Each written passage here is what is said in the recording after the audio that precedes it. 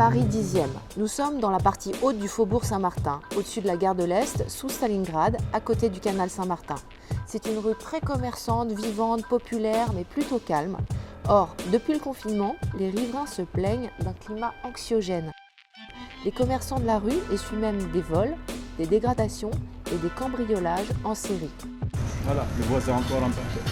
Il n'a même pas le temps d'ouvrir son établissement. 2 fois qu'ils ont cassé le rideau.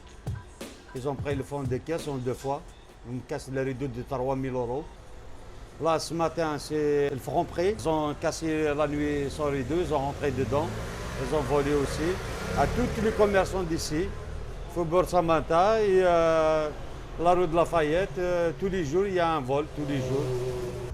Alors malgré l'immobilier qui est très haut, il y a quand même un gros problème avec la petite délinquance liée à la toxicomanie. Des gens qui forcent les portes d'entrée, qui volent les vélos, qui vont voler des fleurs chez les commerçants, qui vont voler un poulet, qui vont voler... Moi j'ai des voisins par exemple qui viennent d'arriver, eux c'est des fois ils découvrent ça et puis c'est une claque. Alors, on a eu une série de cambriolages. Certains se sont passés pendant le confinement. Mon voisin, le coiffeur Marc, s'est fait cambrioler le 24 mars dernier et il y a eu une tentative il y a à peu près 10 jours de cambriolage, donc 2 fois. Moi, je me suis fait cambrioler le 30 mai, donc une lingerie, je ne sais pas trop ce qu'on veut piquer, c'est assez aberrant. Peu de temps après, il y a carrément le vétérinaire qui s'est fait voler un chien. On en est là.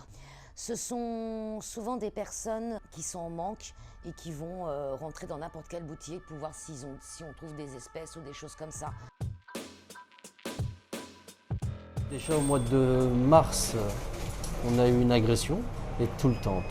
Si c'est pas ça, c'est quelqu'un qui rentre et qui agresse les clients, donne-moi à manger, achète-moi à manger, donne-moi une pièce.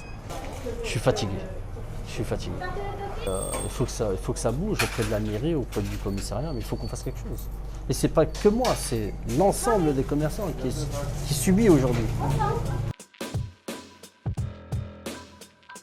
La première semaine du confinement, un cambriolage avec effraction. La vitre était cassée, ils ont volé donc automatiquement un miroir qui était installé ici, qui était tout neuf, ensuite des produits cosmétiques, facile à revendre à la sauvette. Ensuite, un ordinateur de volé. Fin de journée, un type est rentré, il a pris l'ordinateur, il est parti. On sent une telle insécurité ici qu'avant j'avais le plaisir de le faire. J'avais le plaisir d'avoir ma terrasse, d'avoir mes clients en terrasse. Que maintenant, si je suis en terrasse et que je vois que les clients sont mécontents et que ne veulent plus rester en terrasse et qu'ils me disent non, on ne s'installe plus, c'est bon, on s'en va. Voilà, ça veut dire, même moi, j'ai plus le plaisir de continuer dans ce métier, quoi. Je préfère arrêter que continuer. J'ai plusieurs fois deux personnes, ils ont mis la main dans le couscous, dans la bouffe. Ils mettent leurs mains pour manger. Dans le couscous, il a mis la main, un monsieur là, devant moi. J'ai reçu une famille, c'est des Brésiliens, ils mangent tranquillement, le monsieur il mange, j'ai faim, je lui avais dit non. Il a mis ses mains dans le plat. Alors la finalité de tout ça, c'est qu'on a un certain nombre de commerçants qui en ont assez de ce qui se passe, etc. et qui ont le désir de partir, de quitter le quartier, quoi. La police, je pense qu'elle minimise, ça c'est clair, parce que c'est vrai que quand on a fait une réunion, on n'a pas senti que c'était un réel problème pour eux. En ce qui concerne la mairie, on n'a pas eu trop de retours, quoi. Donc soit ils n'ont pas bien compris le message, ou soit c'est peut-être en cours d'étude, mais ça fait un moment que c'est en cours d'étude.